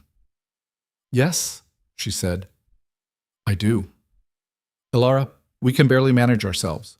2 more mouths to feed, 2 more lives to be responsible for. I know the arguments. I've made them all to myself 100 times. She moved closer, needing him to understand. "But they've got no one. And we've got room, we've got food, we've got—" "What? A marriage that's not really a marriage? A homestead held together by luck and stubbornness? We've got a chance to do something good," she said fiercely. "To give them something better than what they had. Isn't that worth something?" Rowan stood pacing to the window. His shoulders were tight with tension. "You don't know what you're asking." "Then tell me." He was silent for a long time, When he finally spoke, his voice was rough. I had a family once, brother, younger than me. I was supposed to look after him. He stopped, his jaw working. I didn't. He died because I wasn't careful enough, wasn't fast enough. I swore I'd never. He broke off, shaking his head. Elara's heart cracked open. She'd wondered about his scars, his silences. Now she understood. That wasn't your fault, she said softly. You don't know that. I know you. The words surprised them both. I know you're careful, patient, good with them. Whatever happened before, you're not that person anymore. People don't change, Elara. Yes, they do. She stood, moving to his side. I've changed since coming here. Since... She gestured around the cabin, unable to articulate everything she meant. This isn't who I was supposed to be either, but here we are. Rowan turned to look at her, really look at her, and for once his guard was down. She could see the fear there and the longing, the war between what he wanted and what he thought he deserved. If we do this, he said slowly, if we keep them, it changes everything. I know. We'd have to make this real, not just a piece of paper, an actual family. Her breath caught. I know. And if I fail again, if something happens to them because I'm not enough. Elara reached out and took his hand. His fingers were rough, scarred, trembling slightly. Then we'll fail together, she said. But we won't, because we're not alone anymore. Rowan stared down at their joined hands. Then, so quietly, she almost missed it. All right. All right? They can stay. He looked up, meeting her eyes. We'll figure it out. Somehow. Relief and terror and something else, something that felt dangerously close to joy, flooded through Elara all at once. Thank you, she whispered. He squeezed her hand once, then let go, stepping back to a safer distance. But the wall between them had cracked. Maybe not broken, but definitely cracked. And that was enough. The next morning, Elara told Lena. The girl didn't cry. Didn't throw her arms around Elara or make a scene. She just nodded, her eyes bright, and whispered, Okay. But later, Elara found her in the barn, sitting in the hay with tears streaming silently down her face. Lena? The girl looked up, swiping at her eyes. I'm sorry, You don't have to apologize. I didn't think... Her voice broke. I didn't think anyone would want us. Elara sat down beside her, pulling the girl close. This time, Lena didn't stiffen. She just leaned in, letting herself be held. We want you, Elara said firmly. Both of you. This is your home now, for as long as you need it. What if we mess up? What if we're too much trouble? Then we'll deal with it. That's what families do. Lena pulled back slightly, searching Elara's face. Are we? A family? Elara thought about Rowan teaching Jace to carve, about the four of them eating dinner together, the cabin full of voices for the first time, about how she'd started thinking in terms of we instead of I. Yes, she said. I think we are. The weeks that followed were chaos. Jace recovered fully, which meant he had energy, more energy than seemed possible for someone so small. He was into everything, asking endless questions, making messes faster than Elara could clean them. Lena tried to keep him in line, but she was just a child herself. And slowly she started acting like one, started smiling more, started playing instead of just surviving. The cabin felt too small for 4 people. Rowan started building an addition, a separate room for the children. It was rough work, done in whatever spare time he could find, but he approached it with quiet determination. Elara helped when she could, holding boards while he hammered, learning the feel of construction. They worked side by side, not talking much, but comfortable in the silence. One afternoon, Jace appeared at the worksite, dragging a piece of wood nearly as big as he was. I want to help. Rowan looked at the boy. You sure? It's hard work. I'm strong. A smile tugged at Rowan's mouth. All right then, you can hand me nails, think you can do that? Jace nodded seriously. Elara watched them work together, Rowan explaining each step, Jace listening with fierce concentration. The boy worshipped Rowan, had from almost the first day, followed him everywhere, mimicked his walk, his mannerisms. And Rowan, despite his fears, was gentle with him, patient, careful. A father, Elara thought. He's becoming a father. And she... She was becoming something too. A mother, maybe. Or at least someone these children could count on. It wasn't what she'd planned, wasn't anything like the life she'd imagined. But watching Jace hand Rowan nails with proud precision, watching Lena emerge from the cabin with water for everyone, watching this impossible family take shape, maybe it was better. The letter arrived in late October. Rowan brought it back from a supply run, his face carefully blank as he handed it to Alara. "It's from your brother." Her stomach dropped. She stared at the envelope like it might bite. How did he know where to send it? Must have tracked down the land office records, found the homestead claim. Alara didn't want to open it. Didn't want to know what Thomas had to say after months of silence. But Rowan was watching, and the children were watching, and her hands were already tearing the seal. The letter was short.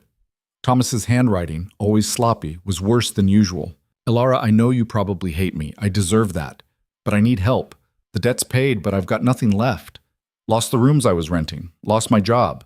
I'm sleeping in the livery stable and barely eating. I know I got no right to ask, but you're my sister, my only family. There's opportunity in California. Good work if I can get there. But I need money for passage. Just a loan. I'll pay you back, I swear. Please. Thomas." Alara read it twice, her hands shaking. Part of her wanted to crumple it up, throw it in the fire. Thomas had sold her like livestock, and now he wanted her help? But another part, the part that remembered him before the gambling, before their parents died, when he'd been her protector instead of her betrayer, that part wavered. "What does he want?" Rowan asked quietly. "Money. To get to California." "Are you going to send it?" "I don't know." She looked up at him. "Do we even have money to send?" "Some. Not much, but some." "Would you?" "If it was your family." Rowan was quiet for a moment. "My brother never got the chance to ask for help. I'd give a lot to have that problem." It wasn't an answer, but maybe it was. "He sold me, Rowan, traded me to clear his debts. I know. And now he wants me to save him again. I know that too." Alara looked down at the letter, at Thomas's desperate, messy handwriting. "What do I do?" Rowan moved closer, his hand settling on her shoulder. "Warm, steady. You do whatever you can live with," he said. "But decide for yourself, not for him, not for me, for you." She thought about that, about what she could live with, about the person she'd been when she arrived here, bitter, broken, powerless, and the person she was becoming, someone who'd found children in the woods and refused to let them die, someone who'd learned to milk cows and build rooms and make a life out of nothing, someone who had a choice. "I'm going to write back," she said slowly. "Tell him I'll send what I can, once, but that's it. After that, he's on his own." Rowan nodded. "That seems fair." "Does it?" She laughed bitterly. "Fair would be telling him to go to hell." "Maybe, but you're not doing this for him. You're doing it so you don't carry the weight of wondering what if." He was right. She hated that he was right, but he was. That night she wrote the letter. Kept it short, impersonal. Told Thomas she'd send money for his passage and nothing more. That after this, they were done. She didn't sign it "your sister," just her name. When she sealed the envelope, something in her chest loosened, like she'd set down a burden she'd been carrying for months. Rowan posted it the next time he went to town. He came back with supplies and news. Met Frank Tillman at the general store.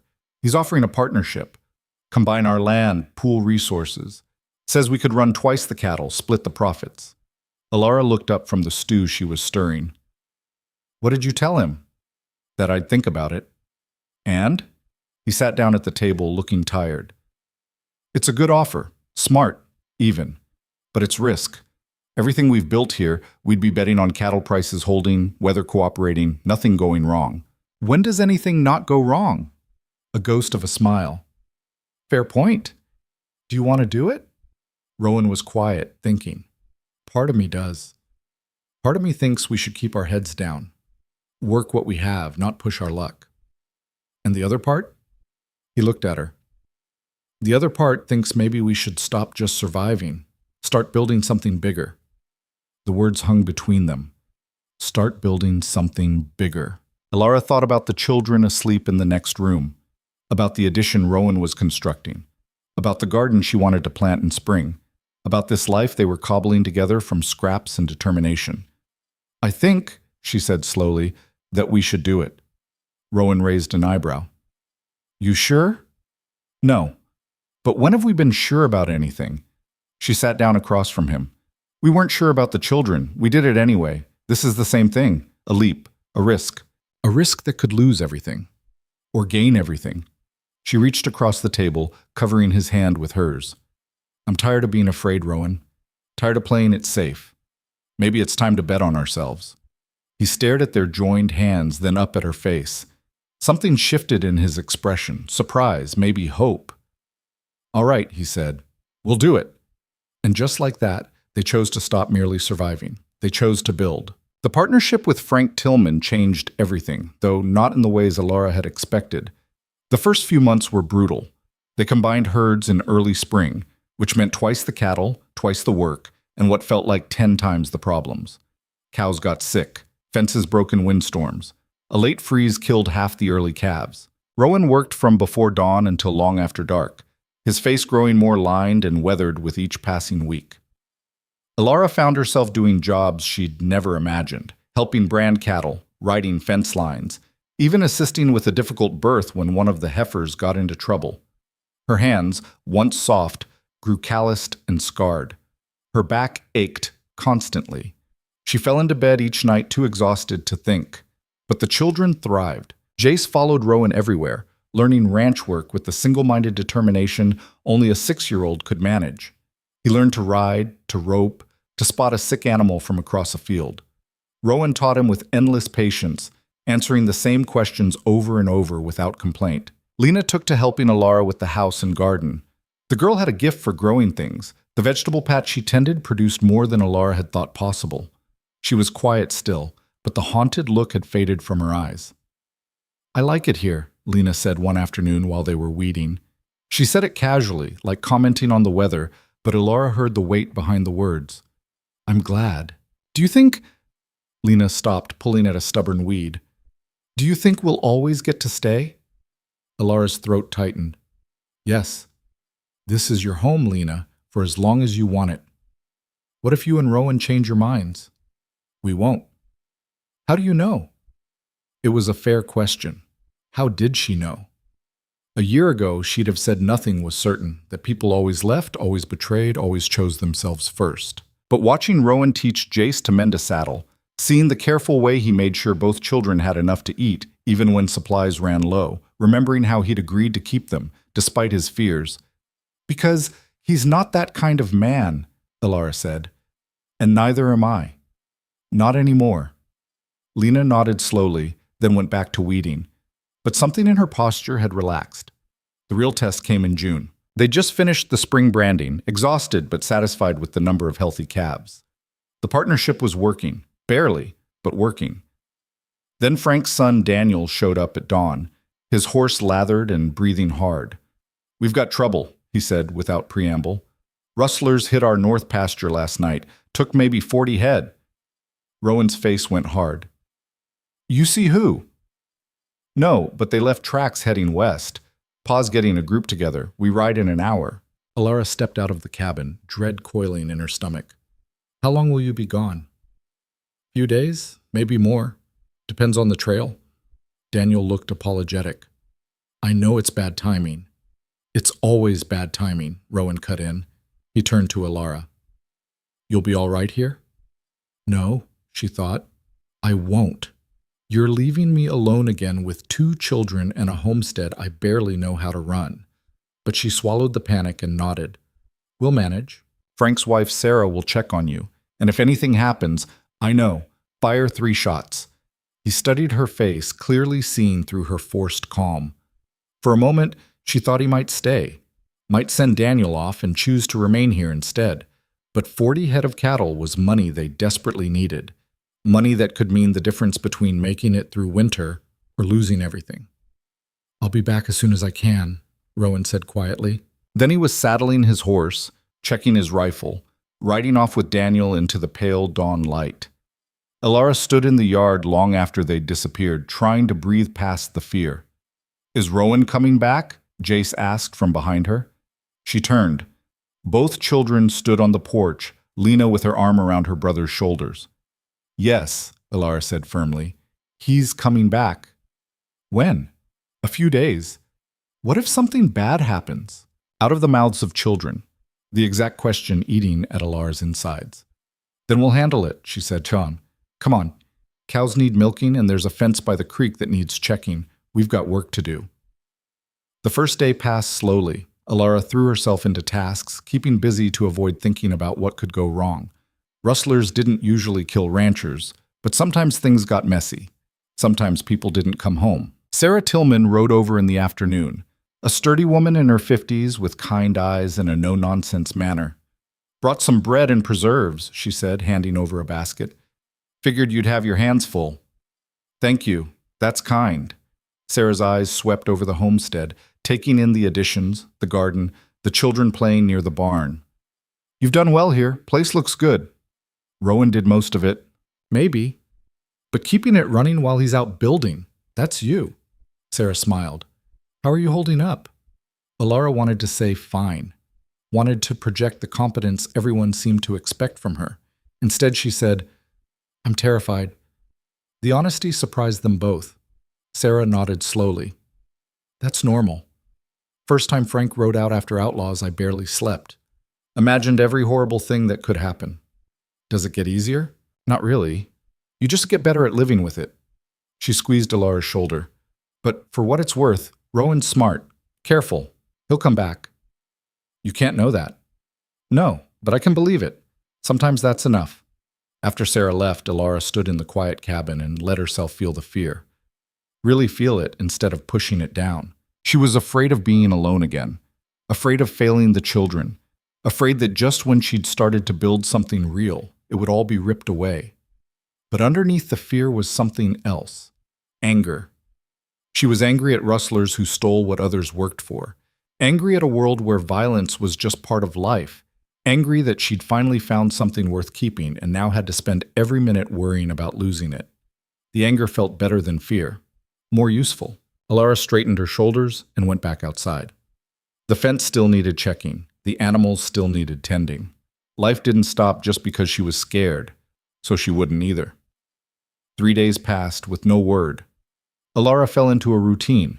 Wake before dawn, handle the livestock, work the garden, make meals, keep the children occupied. Every evening, she stood at the edge of the property, scanning the horizon for riders. Nothing. On the fourth night, Lena found her there. You're worried about him. It wasn't a question. Yes, Alara admitted. He'll come back. He has to. Why? Lena looked at her seriously. Because you need him. We all do. The simple certainty in the girl's voice made Alara's chest ache. What if needing someone isn't enough? It has to be. Lena's hand found Alara's. It has to be, or nothing makes sense. They stood together in the gathering darkness, watching the empty road. Rowan returned on the 5th day, just after noon. Alara was in the garden when Jace came running, shouting. She dropped the hoe and ran to the front of the cabin. 4 riders approached.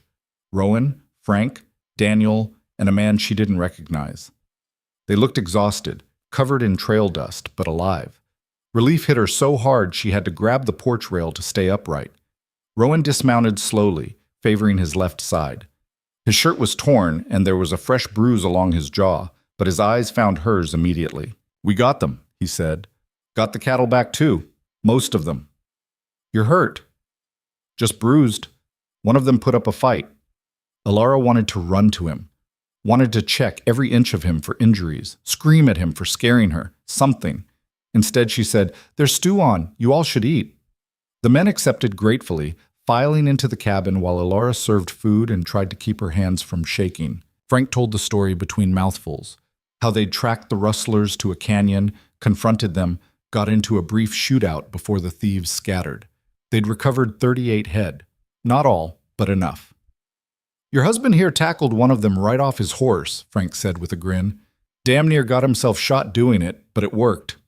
Alara's stomach dropped. You what? Rowan shifted uncomfortably. It was necessary. Necessary to get yourself killed? I didn't. You could have. The words came out sharper than she'd intended. The children had gone quiet, watching. Rowan met her eyes, saw the fear there, the anger underneath. Can we talk about this later? He asked quietly. She wanted to say no, wanted to hash it out right then, make him understand what these 5 days had been like, but not in front of everyone. Fine, later. The men finished eating and prepared to leave. Frank clapped Rowan on the shoulder. Partnership's working out good, real good. We'll split the recovered cattle once we've checked them all over. After they left, Jace immediately attached himself to Rowan, peppering him with questions about the chase, the fight, everything. Rowan answered patiently, though Alara could see how tired he was. Lena helped Alara clean up, both of them quiet. Are you mad at him? The girl asked finally. I don't know what I am. He came back. That's what matters, right? Alara looked at Lena, this girl who'd learned too young that people left and didn't return, who'd built her whole life around the fear of abandonment. Yes, Alara said. That's what matters. But later, after the children were asleep and Rowan was washing up outside, she went to him. You can't do that again. He paused, water dripping from his face. Do what? Risk yourself like that. Tackle armed men off horses, any of it. Alara, do you have any idea what it was like? Waiting, not knowing if you were alive or dead, trying to keep things together for the children while imagining you bleeding out somewhere. Rowan straightened, his expression troubled. I had to go, those cattle. I know you had to go, I understand that. But you didn't have to be a hero. You didn't have to put yourself in the most danger. I wasn't trying to be a hero. I was trying to protect what's ours. And what about protecting yourself? Protecting us from losing you. He was quiet for a long moment. When he spoke, his voice was rough. I didn't think. That's right. You didn't think. She stepped closer, needing him to see her. You have people depending on you now, Rowan. Not just me. Those children in there worship you. Jace follows you around like a shadow. Lena watches every move you make trying to figure out if you're safe to trust. And you ride off and nearly get yourself killed over cattle. It's not just cattle, it's our future. What future? The words burst out of her. The one where you're dead and I'm trying to explain to 2 traumatized children why another person they cared about is gone. Rowan flinched. That's not fair. None of this is fair. Life isn't fair, but you don't get to be reckless anymore. You don't get to make decisions like you're the only one affected. They stood facing each other in the darkness, both breathing hard. I'm sorry, Rowan said finally. You're right. I should have been more careful. Promise me. Next time something like this happens, you think before you act. You remember what you have to come home to. I promise. Alara wanted to believe him, wanted to trust that he understood, but she'd learned the hard way that promises were just words until they were tested. Go inside, she said, suddenly exhausted. Get some sleep. We'll talk more in the morning. Rowan hesitated, then nodded and headed for the barn. Rowan, he turned. I'm glad you came back. Something softened in his expression. Me too. Summer brought new challenges. The partnership meant more cattle, which meant more grazing land needed. Rowan and Frank started talking about expanding further, buying adjacent parcels if they could afford it. Alara found herself pulled into the business side. She'd always been good with numbers. It was one of the few skills her mother had taught her before dying. Now she applied that skill to tracking cattle, calculating costs, figuring out what they could afford and what they couldn't. We need better fencing, she told Rowan one evening, showing him the figures she'd worked out. The North Pasture loses too many cattle to strays. If we invest in proper fencing now, we'll save money in the long run. Rowan studied her calculations. This is good, really good. Don't sound so surprised. I'm not, just impressed. He looked up at her. You've got a mind for this. The compliment warmed her more than it should have. They ordered the fencing, spent 2 weeks putting it up, the whole family working together. Even Jace helped, carrying posts that were nearly as big as he was. The work was hard, but there was something satisfying about it, about building something tangible, making the land better, stronger. One afternoon while they were working, Lena asked, "Are we rich now?" Rowan laughed, a rare, genuine sound. "No, sweetheart. We're just a little less poor." "But we have enough?" "We have enough," Alara confirmed. "We're not worried about winter anymore." Lena smiled. Good. It was such a small thing. But for a girl who'd gone hungry, who'd wondered where her next meal would come from, knowing there would be enough was everything. In late July, a letter arrived. Not from Thomas this time. From a lawyer in Helena. Alora opened it with trembling hands, Rowan reading over her shoulder. It was short, formal. Thomas had died 3 weeks ago in California. Fever, apparently. He'd listed Alora as his next of kin, though there was no estate to speak of, just notification of death. Alora read it twice, waiting to feel something. Grief. Relief. Anger. Instead, she felt nothing, just a dull emptiness where her brother used to be. "Are you all right?" Rowan asked. "I don't know." She set the letter down. "He was my brother. I should feel something." "Maybe you already grieved him when he sold you." Maybe. That made sense. She'd lost Thomas long before he died. This was just making it official. "Do you want to go to California? Pay respects or—" "No." The answer came immediately. "No, there's nothing there for me. This is my home now." Rowan nodded, understanding. That night, Alora stood outside under the stars, thinking about family. About the one she'd been born into and the one she'd chosen. Thomas was gone. Their parents were gone. The family she'd known as a child had disappeared like smoke. But inside the cabin, Lena and Jace slept soundly, and Rowan sat at the table working on accounts, his steady presence a comfort she'd stopped questioning. This was her family now. Imperfect, cobbled together, built on necessity and choice in equal measure, but real, and worth more than anything she'd lost. August brought Sarah Tillman more often. She'd taken a liking to Alora, would ride over every week or so with some excuse, extra preserves, an old dress Lena might like, advice on dealing with stubborn chickens. But really, Alora suspected, she was checking on them, making sure this young woman thrust into frontier life was managing. "You're doing well," Sarah said one afternoon, watching Alora efficiently separate milk. "Better than most would. I had good teachers." Alora gestured toward where Rowan was working with Jace on saddle repair. "And no choice but to learn." "Still, not everyone adapts. Some women come out here and just break, especially ones who didn't choose it." Alora paused. "How did you know?" "That you didn't choose this?" Sarah smiled gently. "Women who choose frontier life have a different look. You had the look of someone trapped. Don't anymore, though." "No?" "No. Now you look like someone who's found where they belong." The words settled over Alora like a blanket. Because Sarah was right. Somewhere along the way, this had stopped feeling like exile and started feeling like home. "Can I ask you something?" Alora said. "How do you make it work? Marriage out here, it's so hard, so isolating." Sarah considered the question. "You make it work by working at it, by choosing each other every day, even when it's hard, especially when it's hard." She looked at Alora shrewdly. "You and Rowan getting along better?" "We're finding our way. He's a good man, quiet, but good. You could do worse. That's what everyone keeps telling me." "You don't believe it?" Alora thought about that, about Rowan's steady patience with the children, the way he'd listened when she'd challenged him about the rustlers, how he'd agreed to keep Lena and Jace despite his fears. "I believe it," she said. "I just don't know what to do with it." Sarah laughed. "You don't have to do anything with it. Just let it be, let him be good to you. Let yourself be good to him. The rest will follow." "You make it sound simple." "It is simple. People make it complicated, but at the core, it's simple. Do you trust him?" "Yes." "Do you respect him?" "Yes." "Can you imagine your life without him in it?" Alora opened her mouth to answer and realized she couldn't. When had that happened? When had Rowan become so woven into her daily existence that imagining him gone felt like imagining herself without air? "No," she whispered. Sarah smiled. "Then you already know what you're doing. You just haven't admitted it to yourself yet." That night, Alora couldn't sleep. She lay in the bed, the one Rowan had given her that first night and never reclaimed, staring at the ceiling and thinking about Sarah's words.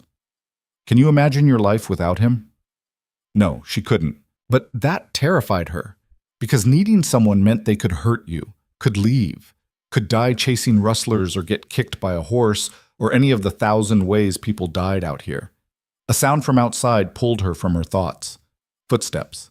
Then a soft knock. "Alara? You awake?" She sat up. "Yes. What's wrong?" Nothing's wrong. Can I come in? It's your cabin. The door opened. Rowan stood there, silhouetted by moonlight, looking uncertain. Can't sleep? He asked. No, you? No. He stepped inside, closing the door behind him. I keep thinking about what you said about the rustlers, about having people who depend on me. Rowan, we don't have to Yes, we do. He moved closer, his face serious. You were right. I was reckless. And not just that day. I've been reckless with everything, with us. What do you mean? He gestured around the cabin. This, the partnership, keeping the children, all of it. I've just been doing, not thinking about what it means, what we're building. We're building a life. Are we? He looked at her intently. Because sometimes it feels like we're just two people going through motions, living parallel instead of together. Alara's breath caught. What are you saying? I'm saying I sleep in the barn every night like a hired hand. I'm saying we barely talk about anything that matters. I'm saying we built this family and this partnership and this whole life, but we've never talked about what we are to each other. We're married. On paper. Because I needed land and you needed escape. But is that still what this is? The question hung in the air between them. Alara thought about the past months, about learning to trust him, about the way her heart had stopped when he rode off with the posse, about how she'd started thinking of this place as home and him as... No, she said quietly. That's not what this is anymore. Then what is it? She stood, moving closer to him, close enough to see his expression in the dim light, close enough to touch, though she didn't. I don't know, she admitted. But I know I was terrified when you left. I know I count on you every day. I know when I think about the future, you're in it, and I know, her voice wavered. I know I don't want to keep living like roommates who happen to share responsibilities. Neither do I. They stood there, inches apart, years of careful distance between them. So what do we do? Alara asked. Rowan reached out slowly, giving her time to pull away. When she didn't, his hand cupped her cheek. We try, he said. We stop hiding in routines and actually try to be what we've been pretending to be. And if we fail, then we fail. But at least we'll have tried. His thumb brushed her cheekbone. The touch sent warmth cascading through her. I'm scared, she whispered. So am I. Of what? Of wanting this too much. Of finally having something good and losing it. His eyes searched hers. Of not being enough for you. The confession broke something open in her chest. You are enough, she said. You've always been enough. I just didn't want to admit how much I needed you to be. Rowan's hand slid to the back of her neck, his forehead resting against hers. We're going to have to figure this out as we go, he murmured. I don't know how to do this. How to be a real husband, a real father. I've been making it up the whole time. So have I. Then we'll make it up together. Alara closed the final distance between them, her lips finding his. The kiss was tentative at first, uncertain. Two people learning each other after months of careful avoidance. Then something shifted, deepened. All the unspoken feelings, all the careful restraint, all the moments of almost, it all poured into that kiss. When they finally broke apart, both breathing hard, Rowan rested his forehead against hers again. Stay, Alara whispered. Don't go back to the barn. You sure? Yes. So he stayed. And for the first time since their wedding day, they fell asleep in the same bed. Not out of obligation or arrangement, but out of choice. Because they wanted to. Because somehow, against all odds, this marriage of survival had become something real. Morning came with birdsong and the smell of coffee already brewing. Alara woke slowly, disoriented by the warmth beside her. For a moment, she couldn't remember why the bed felt different. Then memory flooded back, Rowan's confession, the kiss, falling asleep with his arm around her waist. She turned her head. He was already awake, propped on one elbow, watching her with an expression she couldn't quite read. Morning, he said quietly. Morning. She felt suddenly self-conscious. How long have you been awake? A while. Didn't want to move and wake you. You could have. I need to start breakfast anyway. Already done. Coffee's on. Biscuits are warming. Alara blinked. You made breakfast? Don't sound so shocked. I can manage biscuits. A small smile tugged at his mouth, though they're probably not as good as yours. She sat up, pushing hair out of her face. Sunlight streamed through the window, painting everything gold. It felt like waking into a different life. Rowan, if you're about to say last night was a mistake, I wasn't. She looked at him directly. I was going to say we should probably talk about what happens now. He nodded slowly. Probably. But neither of them moved. They sat there in the quiet morning, the weight of change settling around them like dust. Finally, Rowan spoke. I don't want to go back to how things were, sleeping in the barn, keeping distance, but I also don't want to force something that needs time. So what do you want? He considered the question. I want to try being married for real, not just on paper. I want to eat meals together and talk about our days and sleep in the same bed because we want to, not because we have to. He paused. I want to stop being afraid of wanting that. Alara's throat tightened. I want that too. Yeah? Yeah. She reached for his hand, but we're going to mess it up sometimes. We're going to fight and get frustrated and not know what we're doing. Probably. And the children are going to notice. They're going to have questions. Let them ask. We'll figure it out together. His thumb traced circles on her palm. That's what families do, right? Figure things out as they go. Before Alara could answer, the door burst open. Rowan, there's a... Jace froze, taking in the scene.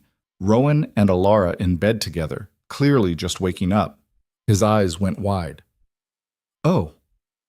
Morning, Jace, Rowan said calmly, as if this were completely normal.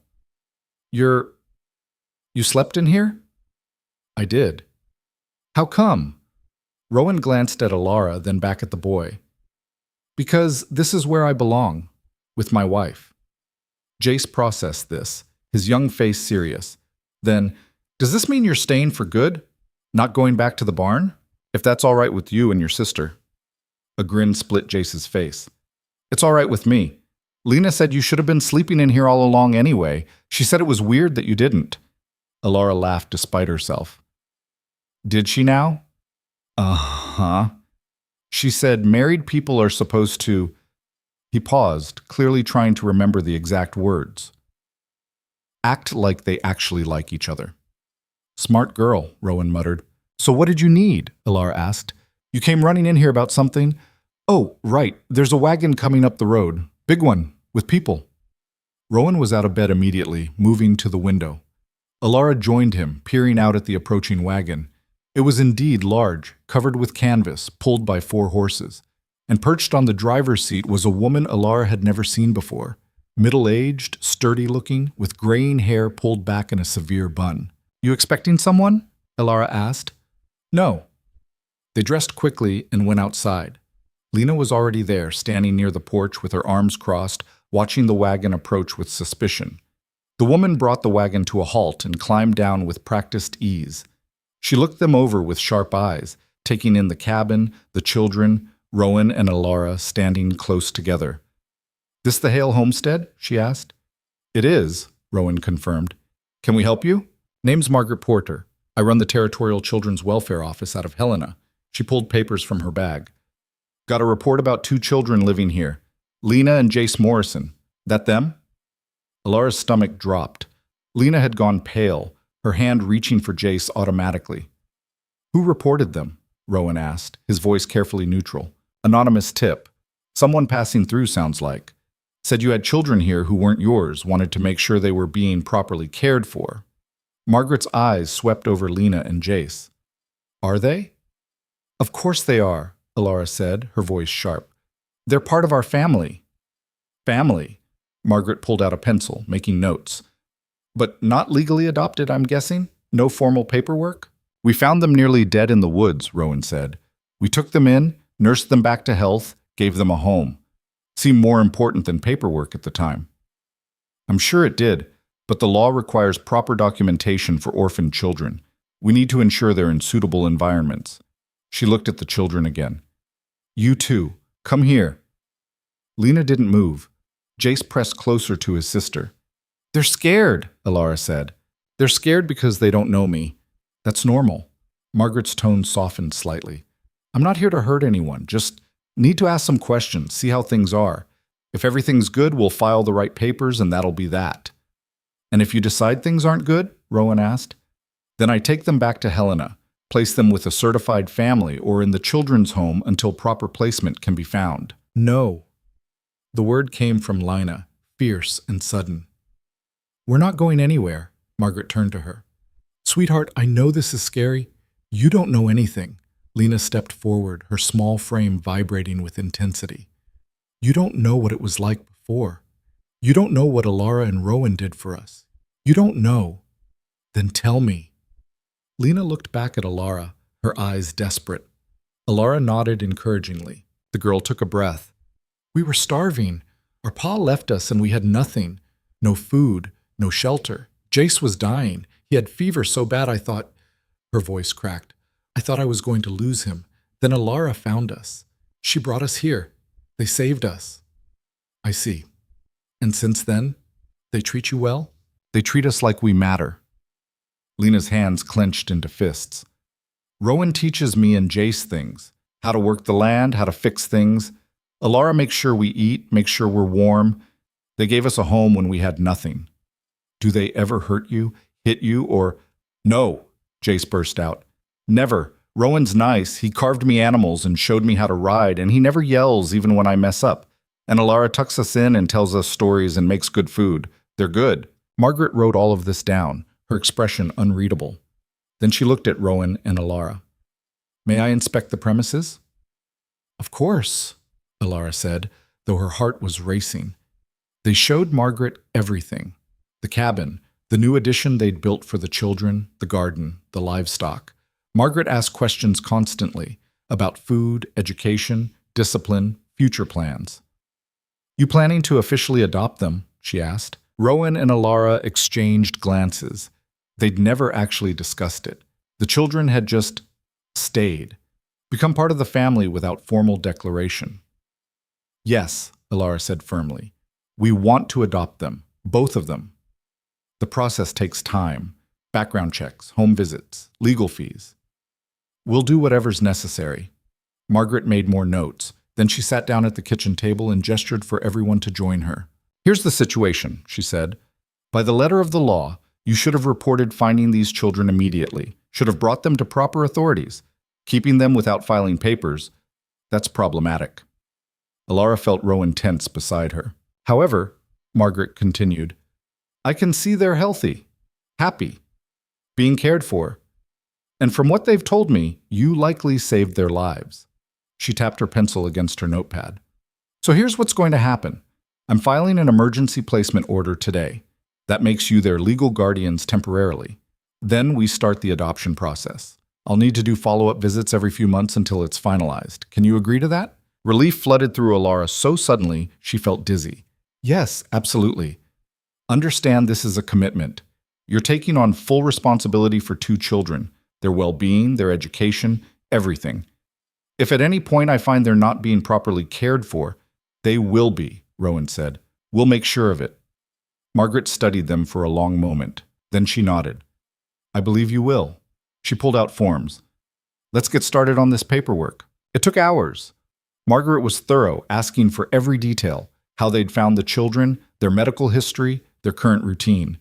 She interviewed Lina and Jace separately, then together. She inspected their sleeping area, their clothes, everything. By the time she climbed back into her wagon, the sun was setting. I'll be back in 3 months, she said. Keep good care of them. We will, Alara promised. They watched the wagon disappear down the road. Then Jace let out a whoop. We get to stay!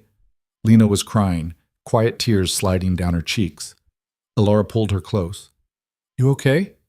I thought she was going to take us, Lina whispered. I thought we'd have to leave. We wouldn't have let that happen, Rowan said. No matter what. Really? Really. He crouched down to her level. You're ours now, legally and everything else. That means we fight for you. Always. Lina threw her arms around him. Rowan stiffened in surprise, then slowly hugged her back.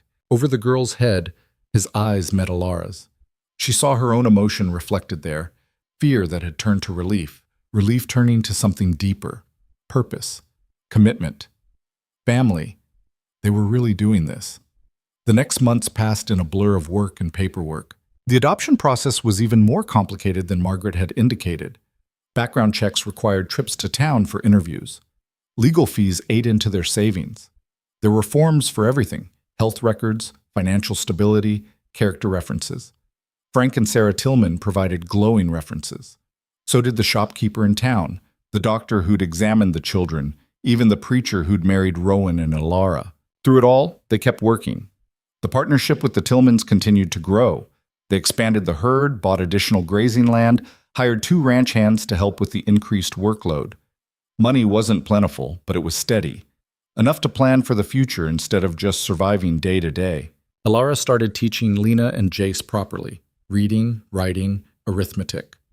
Rowan built them a proper schoolroom in the addition, with a chalkboard he'd traded for and desks he'd made himself. Watching the children bent over their lessons, Alara felt something she'd never expected to feel: pride. Not just in them, but in what she and Rowan had built. This life, this family. None of it had been planned, but all of it mattered. One evening in late autumn, after the children were asleep, Rowan found her standing outside looking at the stars. "Cold night," he said, draping a blanket around her shoulders. "Beautiful, though." He stood beside her, their breath misting in the chill air. "You ever think about how different things could have been?" "What do you mean?" "If I hadn't needed a wife, if your brother hadn't sold you, if we'd never met." Alara considered that. Sometimes. Why? Just wondering if you regret it. Any of it. She turned to look at him. His face was shadowed in the moonlight, but she could see the vulnerability there. The question beneath the question. "Do you?" she asked. "No, not even close." He took her hand. "I know it started wrong. I know you didn't choose this, but standing here now with everything we've built, I wouldn't change it." "Even the hard parts?" "Especially the hard parts. They made us figure out who we really were." He squeezed her hand. "Who we could be together." Alara leaned into him, feeling his warmth against the cold night. "I don't regret it either," she said softly. "I hated it at first. Hated you for being part of it, even though you were just trying to survive too. But somewhere along the way, this stopped being the life I was forced into and became the life I chose." "When?" She thought about it. "I don't know exactly. Maybe when we decided to keep the children. Maybe when we became real partners instead of strangers sharing a cabin. Maybe it was gradual, too slow to notice until suddenly I realized I was happy." "Are you? Happy?" "Yes." The word came easily, truthfully. "Are you?" "More than I ever thought I'd be." He turned to face her fully. "You know what scares me?" "What?" "How much I need this, need you. I spent so long not needing anyone, not letting myself want things. And now, now you're terrified it'll be taken away," Alara finished. "Yes." "Me too." She reached up, cupping his face. "But we can't live in fear. We've built something real, Rowan. Something that matters. We have to trust it's strong enough to last." He kissed her then, deep and sure. When they broke apart, he rested his forehead against hers. "I love you," he said quietly. "I should have said it before now, but I'm saying it now. I love you, Alara." Her breath caught. "I love you too." They stood there under the vast Montana sky, 2 people who'd started as strangers and become everything to each other. Winter came hard that year. Snow fell early and heavy, burying the land under white. The cattle huddled in the low pastures. The creek froze solid. Days were short, nights endless. But inside the cabin, warmth prevailed. Rowan had reinforced the walls, added insulation, made sure every crack was sealed. The children's room stayed toasty. Alara kept stew simmering constantly, filling the space with the smell of cooking food. They played games in the evenings: cards, checkers, storytelling contests. Rowan carved more animals for Jace, taught Lena to whittle. Alara read to them from the few books they had, making up new stories when they finished. It should have been isolating, trapped indoors, cut off from town, nothing but family and snow. Instead, it felt perfect. "Tell the one about the bear again," Jace begged one night. Rowan groaned. "You've heard it 10 times." "I don't care, it's the best one." So Rowan told it again, the story of the grizzly he'd encountered on a cattle drive, embellished more with each telling until the bear was practically mythical in size. Lena rolled her eyes. That bear gets bigger every time. That's because I remember more details, Rowan said seriously. That's not how memory works. It's how story memory works. Alara watched them bicker fondly, her heart full. This was what she'd been missing her whole life without knowing it. Not perfection, but realness. Messy, loud, complicated realness. In January, Margaret Porter returned for her follow-up visit. She arrived during a break in the weather, her wagon struggling through the snow-packed roads. Alara saw her coming from a distance and felt her stomach clench with anxiety. What if Margaret had changed her mind? What if she decided the homestead wasn't suitable for children? What if... Stop, Rowan said, touching her arm. She'll see they're fine, we're fine. But what if... Then we'll deal with it, together. Margaret's inspection was even more thorough than the first. She questioned the children extensively, checked their schoolwork, examined their living conditions. They've grown, she noted. Both of them, Lena especially. We've been making sure they eat well, Alara said. I can see that. Margaret made notes. And their education? Alara showed her the schoolroom, the children's work. Margaret flipped through Lena's writing samples, Jace's arithmetic. This is good work. Better than some schoolhouses I've seen. Alara's a good teacher, Lena said quietly. Margaret smiled. I'm sure she is. After hours of inspection, Margaret sat them all down again. I'm approving the adoption, she said. Final papers should be ready by spring. The relief was staggering. Alara felt tears prick her eyes. Thank you, she managed. Don't thank me. You did the work. Margaret looked at Rowan and Alara seriously. You saved these children. Gave them a real chance at life. That matters. After she left, Jace asked, Does this mean it's official? We're really your kids? Not official until spring, Rowan said. But yes, really and truly. Good. Jace climbed into Rowan's lap like it was the most natural thing in the world. I like being yours. Lena caught Alara's eye and smiled. A real, full smile that transformed her entire face. Alara smiled back, her heart so full it ached. Spring arrived with a rush. The snow melted, revealing muddy earth that slowly dried and greened. Wildflowers exploded across the hillsides. The cattle spread out to graze on fresh grass. Calves were born, healthy, strong, more than they'd hoped for. The partnership was thriving. Frank proposed expanding even further, maybe buying the old Henderson place that had recently become available. It's a risk, Rowan said, discussing it with Alara one evening, but a calculated one. We'd have room to triple our herd. Can we afford it? He showed her the numbers. It would be tight, but possible. What do you think? He asked. Alara studied the figures, thinking about risk and reward, about building something bigger than survival. I think we should do it, she said. We didn't come this far to play it safe. Rowan grinned. No, we didn't. They bought the Henderson place in April, expanded the partnership to officially include both properties, hired more help, started planning for a future that stretched beyond just making it through another winter. The final adoption papers arrived in May. Alara held the official documents with shaking hands, legal proof that Lena and Jace were theirs. Really, truly theirs. We should celebrate, Rowan said. So they did. Nothing fancy, just a special dinner with cake Sarah had helped Alara make. But the children's faces glowed with happiness. Does this mean our last name is Hale now? Jace asked. If you want it to be, Alara said. I want it to be. He looked at Lena. You? Lena nodded. Yeah, I want it to be. Then it is, Rowan said. Lena and Jace Hale. Official as it gets. That night, after the children were asleep, Alara and Rowan sat outside watching the sunset paint the sky. We did it, she said softly. We did. When I first came here, I thought I'd lost everything. My family, my future, my choice in how to live my life. She leaned against him. I was wrong. I didn't lose those things. I just found them in a different place. Rowan's arm tightened around her. I thought I'd always be alone, that after losing my brother, I didn't deserve family, didn't deserve happiness. And now? Now I know that's not how life works. You don't earn good things by being perfect. You get them by being brave enough to try, by choosing to build instead of hide. They sat in comfortable silence, watching the sky deepen from pink to purple to star-scattered black. "What do you think happens next?" Alara asked. "More of this. More work, more challenges. The kids will grow up. We'll grow old. The land will throw everything it has at us, and we'll keep fighting." Sounds exhausting. Probably will be. He kissed the top of her head. "But we'll do it together. That makes all the difference."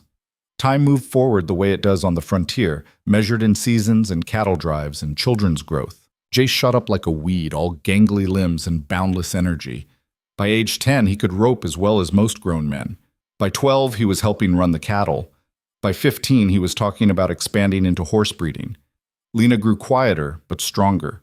She took to the land in ways that surprised everyone, developing an instinct for weather and animals that rivaled Rowan's. She started keeping detailed records of the cattle, tracking bloodlines and weights with meticulous precision. "You've got a mind for a business," Frank told her one day. "You ought to think about taking over operations someday." Lena just smiled, but Alara saw the pride in her eyes. The homestead expanded. They built a proper house, 2 stories, with real glass windows and a porch that wrapped around 3 sides. The old cabin became a bunkhouse for the ranch hands they now employed year-round. The partnership with the Tillmans evolved into one of the most successful cattle operations in the territory. They weathered droughts and harsh winters, market crashes and disease, but they weathered them together, the 2 families supporting each other through everything. Sarah became like a mother to Alara, teaching her things her own mother never had the chance to. Frank and Rowan became true friends, not just business partners. And through it all, Alara and Rowan's relationship deepened. They fought sometimes, about money, about decisions, about how to handle the children. But they always came back together, always talked it through, always chose each other. "You know what I'm grateful for?" Alara said one evening. They were sitting on the porch of the new house watching Lena and Jace race horses across the pasture. "What?" "That we had to build this from nothing. If it had been easy, if we'd just fallen into happiness without working for it, I don't think it would mean as much." Rowan considered that. "You think struggle makes things more valuable?" "I think effort makes things more valuable. We put everything into this, our fear, our hope, our work. We chose it every single day. That matters." He took her hand, studying the scars and calluses that marked years of hard living. "You ever miss the easier life? Before all this?" Alara laughed. "What easier life? My life before this was being sold off by my brother. There was nothing easy about it." "You know what I mean. Life where you didn't have to work so hard just to survive." She thought about it honestly. "No, I don't miss it. This life is hard, but it's mine, ours. We built it with our own hands. Nobody can take that away." Years accumulated like snow, gradual but transformative. Jace married at 22, bringing home a spirited young woman named Claire, who fit into the family like she'd always been there. They built a house on the east section of the property and started their own herd. Lena surprised everyone by not marrying. "I don't need a husband," she told Alara. "I've got the ranch. That's enough." And it was. She took over more and more of the operations as Rowan's joints started to ache and his movement slowed. She was good at it, better than good. Under her management, the ranch thrived. Alara watched her daughter, because that's what Lena was, adoption papers or not, handle business with neighboring ranchers and felt fierce pride. This girl who'd been found half dead in the woods had grown into a force of nature. One afternoon, Lena came to Alara with a proposal. "I want to start teaching," she said. "Teaching what?" "Kids. The ranch families out here, they don't have schools. Their children work instead of learning. I want to change that." Alara's throat tightened. "That's a wonderful idea." "You think so? I know it'll take time away from ranch work." "Lena," Alara stopped her. "You don't need my permission. You're a grown woman. But for what it's worth, I think it's perfect. You'll be amazing at it." Lena smiled, that same transformative smile that still made Alara's heart squeeze. "Will you help me with lesson planning and everything?" "Of course." So they built a schoolhouse on the property, small but sturdy, with desks Rowan and Jace constructed. Lena taught children from all the surrounding ranches, giving them the education she'd once been denied. Watching her daughter teach, seeing the same patience and care Alara had shown her reflected back, it felt like closing a circle. Rowan aged more gracefully than he probably deserved. His hair went gray, then white. His face lined deeply. His hands, those capable hands that had built so much, developed arthritis that made detailed work painful. But his eyes stayed sharp, his mind stayed clear, and his love for his family never wavered. On their 20th anniversary, 20 years from that silent, loveless wedding in town, Alara found him sitting on the porch watching the sunset. "Thinking deep thoughts?" she asked, settling beside him. "Just remembering." "What?" "Our wedding day. How terrified we both were. How wrong it all seemed." Alara took his hand, feeling the familiar roughness of his palm. "And now? Now I can't imagine it any other way." He looked at her, really looked at her. "You know what the best decision I ever made was? Buying this land? No. Promising you I'd give you a reason to smile." He touched her face gently. "Because in trying to keep that promise, I found everything I didn't know I needed." Alara felt tears prick her eyes. "You did keep it, you know, that promise." "Did I?" "Yes." She smiled at him, full, genuine, the kind of smile that came from deep contentment. Every single day. The years continued their steady march. Rowan's health declined slowly but inevitably. His breathing grew labored, his steps slowed, but he refused to give up, insisted on being part of ranch life, even when it was just sitting on the porch giving directions. Alara stayed by his side through all of it. They'd built this life together. She'd see it through to the end with him. One evening in late summer, when the sky was painted in shades of orange and gold, Rowan called the family together. Jace and Claire came with their 3 children. Lena closed the school early. They all gathered on the porch, sensing something important. Rowan looked at them all, his family, built from nothing but choice and commitment. "I want you to know," he said, his voice rough but steady, "that I'm proud of all of you. Proud of what we built here. This wasn't supposed to be my life, wasn't supposed to be any of our lives, but it became the best thing I could have hoped for." "Pa," Jace started. "Let me finish," Rowan smiled. "I'm not dying tonight, but I'm old and I'm tired, and I want to say this while I can. You all made me better than I was, gave me purpose when I had none, taught me that family isn't about blood. It's about showing up. Every day. Even when it's hard." He looked at Alara. "Especially when it's hard." Alara's vision blurred with tears. "Take care of each other," Rowan continued. "Keep this place going, not because you have to, but because it means something, because we built it to last." They promised, all of them. Rowan lived another 2 years, long enough to see his grandchildren grow, to watch Lena's school expand, to know the ranch would continue after him. He died on a clear autumn morning, Alara holding his hand, the window open so he could hear the wind in the grass one last time. "I love you," Alara whispered. "Thank you for keeping your promise." Rowan squeezed her hand weakly. "Thank you for letting me try." Then he was gone. The grief was immense, all-consuming. Alara had known it was coming, had tried to prepare, but nothing could prepare for the loss of someone who'd become so fundamentally part of her existence. But she didn't break, because Rowan had taught her how to be strong, how to keep going even when it hurt, how to build something that lasted beyond just one person. The ranch continued. Lena and Jace ran it together, each bringing their own strengths. The school thrived, the grandchildren grew. Life moved forward the way it always did, carrying loss and joy in equal measure. Alara lived for another 15 years, long enough to see great-grandchildren, to watch the ranch expand further, to know that what she and Rowan had built would outlast them both. She taught the young ones, passing down stories and skills. She helped in the garden until her joints protested too much. She sat on the porch and watched the land she'd grown to love, the land that had saved her in ways she'd never expected. On her final evening, Lena sat with her. "Are you afraid?" her daughter asked. Alara considered the question. "No, I've had a good life, better than I ever thought possible." "You and Pa, you built something real here." "We did, but we couldn't have done it without you and Jace. You gave us purpose, gave us a reason to be more than we were." Lena's eyes filled with tears. You saved us. No, sweetheart. We saved each other. Alara squeezed her hand. That's what families do. They save each other over and over, in small ways and big ones. I'll miss you. I'll miss you too. But I'll still be here. In the land, in the house, in everything we built.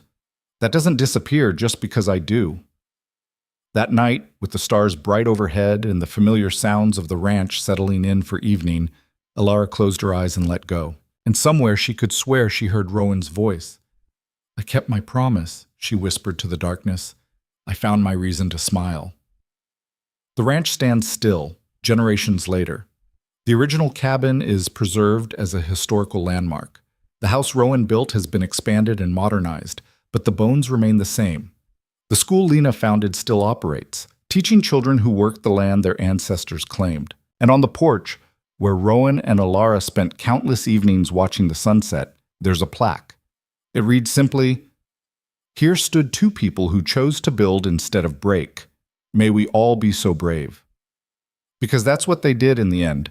Two broken people, thrust together by circumstance, who chose to build something stronger than survival, who chose commitment over comfort, growth over safety, love over fear. They taught everyone who came after that family isn't about perfection. It's about showing up, about doing the hard work of being present, being honest, being willing to change. It's about keeping promises, even small ones, especially small ones, like promising to give someone a reason to smile and spending a lifetime making good on that vow. The land remains. The legacy endures. And somewhere in the wind that sweeps across the Montana grasslands, there's the echo of a promise kept, a life well lived, a love that built something stronger than stone. Not because it was easy, but because it mattered.